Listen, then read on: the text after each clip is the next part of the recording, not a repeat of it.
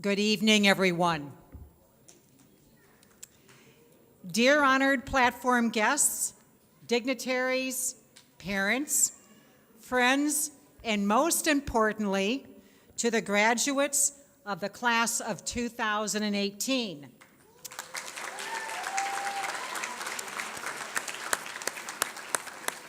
It is indeed my pleasure to be invited here to be with you today.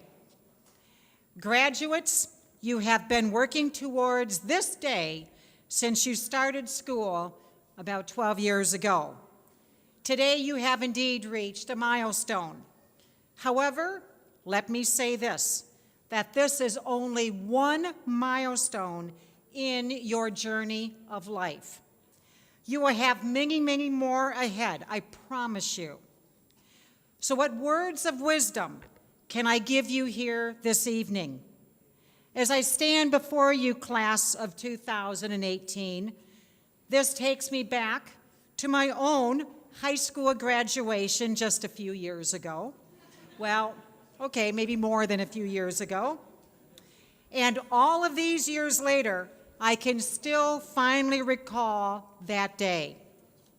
Now, I was not the brightest of the students graduating in my senior class that year out of 350 students.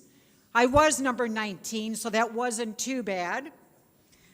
And I was fortunate enough through a competition process to be selected as one of the two graduating class speakers. And this is my first time back speaking in front of a high school graduation class again, just from a few years ago. Okay, a few decades ago. Anyway, it is amazing as I still vividly and fondly remember the words, even from my talk those few years ago. It focused around the story of a race that happened between a turtle and a rabbit. Now, maybe you have heard this story either in school or maybe during your childhood, but it goes like this. Once upon a time, a turtle and a rabbit had an argument over who was faster. They decided to settle the argument with a race. They agreed on a route and they started the race. Now the rabbit shot very quickly ahead and ran briskly for some time. Then, seeing that he was far ahead from the turtle, he thought he would then sit under a tree, rest for a bit before continuing the race. Well, he sat under that tree and he fell asleep. The turtle, plodding on, overtook him and soon finished the race, emerging as the champion. The rabbit woke up, realized that he had lost the race. Now, the moral of the story is that slow and steady will always win the race. And I'll tell you, this is the version of the story that I grew up with and the story that I talked about years ago. And I can remember the words I gave to my fellow graduates. Be very steady, sometimes slow, during life's journey that is going to be coming ahead. However, you know what, graduates? This story has been rewritten dozens of times since then. In one story, it has the rabbit who, when disappointed at losing the race, does some soul searching. And the rabbit then challenges the turtle to a new race. Moreover, when challenging the turtle to a second race, the rabbit runs full speed without stopping. And of course, he wins by miles. The moral of that story is that it's better to be fast and consistent, as this will always then beat the slow and steady. In other words, the story of the rabbit and the turtle can be written over and over in many different ways. There is not, graduates, one sure path to success. Back when I graduated, we were all told you had to choose your path ahead. You had to stay on that one course, go to a university, finish that degree, take a job in your subject area, look forward to a long career with that one employer, and stay with that employer until you would graduate. Wow. Is that what the world is about today? You've been taught, I know, that the only thing today that you can be certain about in your life ahead is that of uncertainty. Again, let me say that. The only thing that you can be certain of today is uncertainty in the future. Quoting from Sheryl Sandberg, the chief operating officer at Facebook, when she addressed Harvard's graduating class, which was also her alma mater, and also one of my universities I attended, there is no straight path ahead from your seat today to where you are going. Do not try to draw that line. You will not just get to it wrong, you will miss big opportunities ahead. And I mean big, like the internet. Careers today are not ladders. Those days are long gone. They're more like jungle gyms where you jump up and down. Do not then just move up and down. Do not just look up. You need to look backwards. You need to look sideways. You need to look around all the corners. Because your career, your life here, will have many, many starts, stops, even zigs and zags. Don't stress out about the white space, because the path ahead you cannot draw, because therein lies both the surprises and the opportunities ahead. And what about jobs in the future? One thing is certain, they are going to be redefined. In addition, education can no longer prepare you for one career. You will need graduates to learn, to relearn, and to relearn again. That's what the future is going to be. Because it is those individuals who lack or will lack the required skill sets of being flexible and adaptable that will have a very hard time in keeping a job or many jobs. Now, as you know, I am the president of RIT Kosovo, still known as AUK, American University of Kosovo. And we offer the American degree here in Kosovo. My job is to work with RIT out of New York to help our students to learn and to be prepared for relearning, because that is the future. According to a 2013 report from Oxford Academics, almost 50% of all jobs today in developed countries are at risk right now of being automated. In other words, the robots are coming. A recent McKinsey & Company study found that about 30% of all tasks in 60% of jobs can be computerized.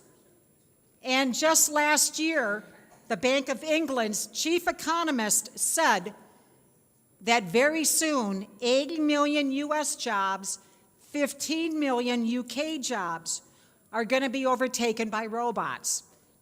Now, in 2013, just a few years ago, Oxford University academics conducted a study titled "The Future of Employment." And the study looked at 702 common jobs and found that many jobs, for example, your sport referees, telemarketers, maybe tax preparers, these are all at the greatest risk of ending because of computerization and technology. It is those jobs, for example, dentists, physicians, and others like psychologists that in looking at the future will still be there, we believe, decades ahead. In the past, there have been reports that the talk about death, in other words, the end of human jobs, is around the corner. But you know what? These reports are interesting, but they're really not accurate. The jobs are going to be changing. For example, when you look at technology, technology has created a lot more jobs that it has wiped out. When I look, for example, at our university at RIT in New York, RIT was the first university in the world that offered and developed a computer science degree.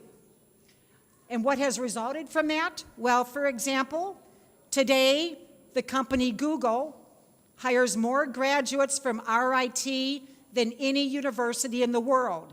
Right now, there are over 7,000 of our fellow graduates from RIT working in Silicon Valley alone, out in California, in the high-tech industry. Today's technological revolution is an entirely different animal from when I was back in school and when I was graduating. And the change of pace of the pace of change is going to become even faster. At Stanford University, academic Jerry Kaplan writes, in Humans Need Not Apply, that today automation is blind to the color of your collar. It doesn't matter whether you're a factory worker, a financial advisor, or even a professional flute player. Automation is going to be coming.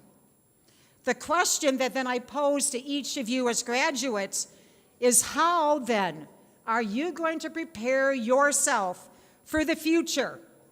Because the jobs that you could be preparing for today may not even be there 10 years from now. But before you start thinking anything about doom and gloom, let me stress that automation is not synonymous with job loss. In other words, the jobs themselves will not entirely vanish. Rather, jobs are going to be redefined. Professor Richard Susskind, who is the author of The Future of the Professions and Tomorrow's Lawyers, states what you're going to see is going to be a lot of jobs and a lot of churning of different tasks. So a lawyer today doesn't develop systems that offer advice, but the lawyer of 2025 will be the lawyer that is going to be offering advice, a lot different than maybe what we see today. So we're going to be seeing changes in all of these professions. So what jobs then are at the greatest risk of being lost? It is those jobs that are routine and repetitive. So the robots will be taking over many of these, yes, but what you're going to be seeing in the jobs ahead is that there is going to be a lot of new things that could be happening. So think of this country, think of Kosovo. You have a very highly supported, we have here, service industry. Do you know that right now, cooks, the job being a cook, in the state of California, in the United States, that right now you have a robot named Flippy. Flippy is an A1-powered kitchen assistant that is already flipping hamburgers across the state of California in Cali burger restaurants. Now, how soon before we think we're going to be seeing Flippies working here in Kosovo? As you are now graduating students, what jobs then should you be preparing for? First, it should be jobs that involve creativity, such as being an artist, being a scientist, maybe developing a new business, so being an entrepreneur. People are still better and will always be better than robots when it comes to creativity. The second area is in those professions that involve building complex relationships with people. For example, nurses. or others in a business role that need to be able to interact on a day-to-day basis with people. The third area is in jobs that are highly unpredictable. Now, for example, and you may laugh at this, but you may think of the job being a plumber. A plumber, though, will always need to be called out for emergencies in different locations. And that is a job that they're still predicting is going to be there a long time from now. So you've got to look very carefully at all these different jobs. While being in a creative or people-focused industry may keep your job safe for the next 10 years or so, it's very difficult to predict where will we be in 20 years from now. Many futurists believe that even in the late 2020s, which is less than 10 years from now, we are going to be seeing this decade ahead of being a decade of what's going to be called redeployment, people relearning new jobs. So it is not just automation that is going to be driving this phenomenon of change in the job market. Recently, a World Economic Forum report indicated that other drivers, for example, climate change, the rise of the middle class, the rise of emerging and new markets, aging populations in certain parts of the world and also in Europe and also in East Asia. All of these is going to be impacting and having impacts on jobs ahead. Justin Tobin, the founder of the innovation consultancy DDG, says that he believes more and more independent thinkers are realizing that when being an employee is the equivalent of putting all your money into one stock, a better strategy is to diversify your portfolio. So you're seeing a lot more people looking and needing to look at diversifying their career ahead. Now, recently, just a few weeks ago, I had one of my own sons just graduate from RIT Kosovo, AUK, and I have another son graduating next year. My university cannot and has not prepared them for one job ahead, which is what my old universities did years ago. And we then have to be very, very careful that we are not preparing you for one job ahead. A university must prepare all students to live and thrive in an environment of flexibility and constant change. The first 2 years of higher education needs to be focused around the development of critical thinking skills, reasoning skills, communication skills, both written and verbal, team building skills, and research skills. This is very different than what we saw 10 or 20 years ago. And as a university president and as a parent, it is best that I know that I do all I can to ensure our students, my own children, graduate with the skills that they will need to be successful, as they will need to change from one job to another, to another, to another in the future. And I know that this means, like for us in a university environment, we need to be continually looking at how are we going to be adapting to that change with new programs and educating of our students. Because in the future, my university, and I say the universities around us, will no longer be focused around that 18-year-old student entering our doors. In the future, as we see already in the United States, that student is literally 18 to 80 years of age. In other words, education today is all about lifelong education, because the jobs tomorrow, we will probably see most of us, most of you, in 6 or 7 different jobs or careers in the years ahead. So, back to that rabbit and turtle story. Who knows what the future will be 5 or 10 years from now? And I think right now the important thing is that you need to reflect on the times today and on the times ahead. Now, graduates, I want you for one moment, if you would, I want all of you to stand up. All of you to stand up. Okay, now I want all of you to point to who in this room is the one who has the most responsibility for helping you to determine your paths, and I say paths ahead. Point at who those are.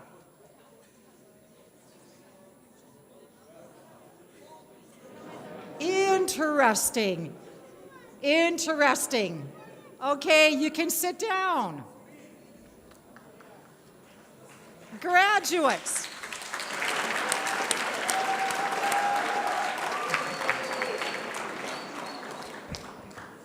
You know what?